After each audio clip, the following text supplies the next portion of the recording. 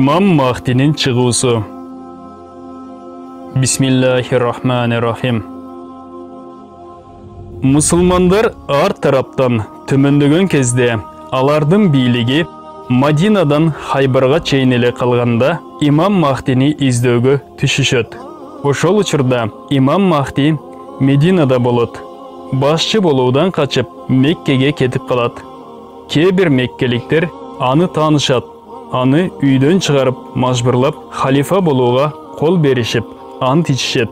Бирок Имам Махдинин жүрөгү муну каалабай турат. Ошол учурда бул халифа болгонго кол берүү Караташ жана Макоми Ибрахимдин ортосунда Кабада болот. Бул кол берүү таваф учурунда мажбурлап халифалыкка кол берилет. Имам Махдинин халифа болгондугу таркалганда Шам өлкөсүнөн бир аскер аны менен согушуу максатында Имам Махдинин аскерине жетпестен эле Байда деген орунда жерге жутулат. Бул окуяны уккан Шам өлкөсүнүн абдалдары жана Ирактын такфалары Имам Махдинин алдына келишет. Абдал деп Алла Тааланын валиси эң жакын пенделерин айтат. Абдал деп аталуусунун себеби алар бирөөсү дүйнөдөн кайтса, ордуна экинчиси пайда болуп турат. Ислам башталгандан бери бул улантылып келе жатат. Имам Махдиге каршы Курайш уруусунан чыккан бирөө Бани Калб уруусунан аскер чогултуп согуш ачат. Ошол Курайш уруусунан чыккан башчынын Бани Калб уруусунда таекеси болот. Бул аскер менен Имам Махди согушуп, аларды жеңет.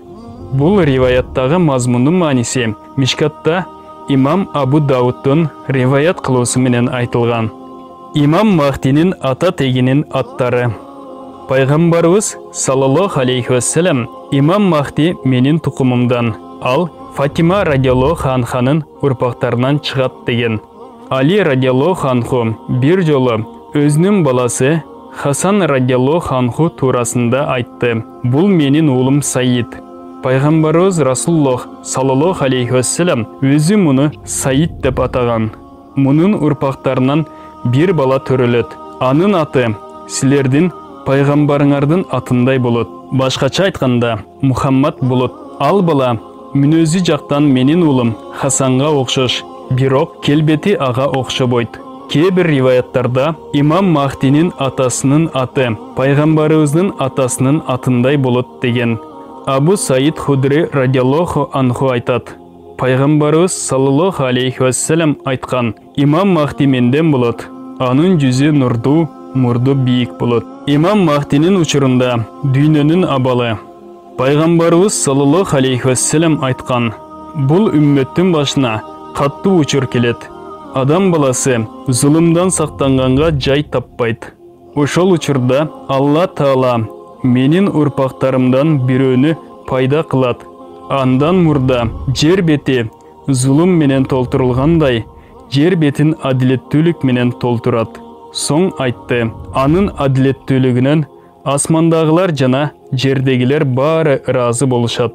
Ошол учурдагы жакшы амалдар жана адилеттүүлүктүн натыйжасында асмандан бир аз жамгыр болсо, бүт жерге жаайт. Ушунчалык жамгыр көп жаап, жерден бардык мөмө жемиш жана дан чөптөр өсүп чыгат. Өтө арзанчылык болуп, молчулук болот. Ошондо тирүү адамдар өлгөндөрдү эңсешет. Ошолор да тирүү болуп ушундай молчулукту көргөндө жакшы болор эле дешет. Имам Махдинин доорунда байлык өтө көп болгондуктан бирөө сурап келсе, ал канчалык көтөрө алса, ошончо ага берет. Абу Дауд радиаллаху анхунун бир риваятында мындайча делет: Имам Махди пайгамбарыбыз саллаллаху алейхи вассаламдын жолун жолдойт. Анын доорунда бардык жерде ислам өрчүйт. Имам Махди 7 жыл халифа болот да дүйнөдөн кайтат. Мусулмандар анын жаназасын окушат.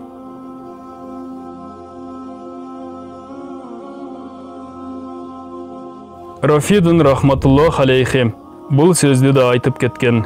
Имам Махди Меккеден Мадинага келип, пайгамбарыбыз саллаллаху алейхи вассаламдын кабырын зиярат кылып, андан соң Шам өлкөсүн көздөй бет алат.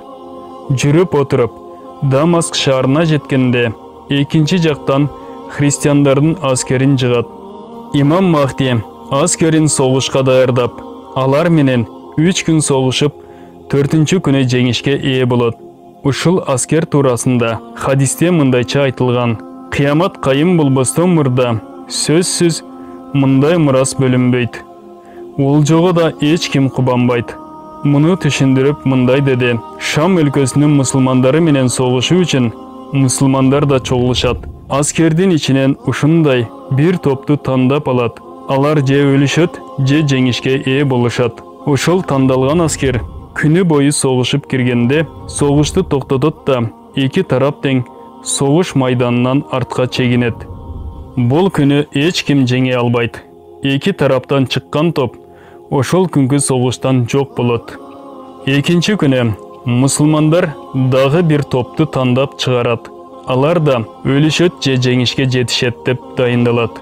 Бул күнү да согушат. Кеч кирип эки тараптын ортосун түн ажыратат. Бул күнү да эч кимиси жеңе албайт. Бул күнү согушка чыккан эки тараптын аскери түгөнөт. Үчүнчү күнү мусулмандар дагы бир топту же өлүм, же жеңиш деп тандап алышат. Күн батканга чейин согушуп, эки тарап бирдей чыгышат. Эч кимиси жеңе албай, бул күнү согушкан аскерлер өлүшөт. 4-чү күнү калган мусулмандар баары согушка аттанышып, бул сапар Алла Тааланын жардамы болуп, кафырлар жеңилет. Бул күнү абдан чоң согуш болуп, мындай көрүнүштөгү согуш биринчи жолу болот. Согуш болгон орунда өлгөндөрдүн үстүнөн учуп өткөн канаттуу өлүктүн жытынан же өтө узак болгондуктан учуп отуруп өлөт. Кыскасы, бул согушка катышкандар өздөрү тарабынан эсептегенде 100дөн бирөөсү гана тирүү калат. Соң пайгамбарыбыз саллаллаху алейхи вассалам айтты: айткылачы, ушундай боло турган болсо, олжого кубанабы? Мурас бөлүштүргөндөрдү жүрөк каалайбы? Соң сөзүн улады: согуш бүткөндөн кийин өз адамдарын эстеп жаткан учурда мындан да каттуураак болгон согуштун кабары жетет. Экинчи согушка аттан элек эле дагы бир кабар келет: Даджал чыгыптыр, үй бүлөңөргө сыноо алып келет деп. Муну укканда колундагы байлык жана нерселерди ташташып, үйлөрүн көздөй жөнөшөт. 10 улоочон чабарманды Даджалдын кабарын аныктоо үчүн жөнөтөт. Пайгамбарыбыз саллаллаху алейхи вассалам айтты: мен ошол чабармандардын атасынын атын, алардын аттарынын өңдөрүн билем. Бул чабармандар жер бетинде жүргөндөрдүн эң жакшылары болот. Жогоруда айтылып өткөн согушта христиандар өтө көп өлөт. Андан тирүү калгандардын ойлорунда өкмөттүн же бийликтин жыты да калбайт. Туш тарапка катышып, жанын сакташат. Алардын артынан мусулмандар кууп жөнөйт. Миңдеген адамдары өлүмгө дуушар болот. Соң имам Махди мусулмандардын шаарын иреттегенге киришет. Туш тарапка 100дөгөн аскерлерди жиберет. Мындан бошогондон соң Константиния шаарын ачууга аттанат. Бул шаардын ачылуусу кыяматтын белгилеринен болот.